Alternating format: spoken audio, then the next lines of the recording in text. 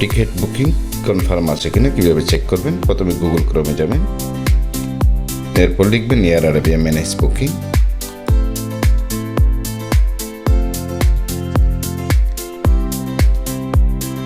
এখানে আসলো আপনার বুকিং রেফারেন্স, তাহলে একটা বুকিং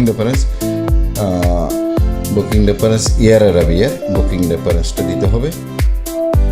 আমার এখানে এয়ারলাইনের বুকিং রেফারেন্স আছে, যেমন 67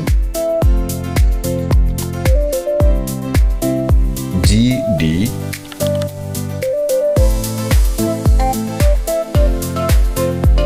17।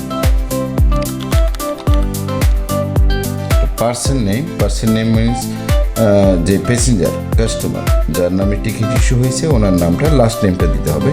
আমার কাছে এখানে এখন নাম আছে মোহাম্মদ আবু মৌসা, তো ওখানে লাস্ট নেমটা হবে যে মৌসা, আমি মৌসাটা দিচ্ছি।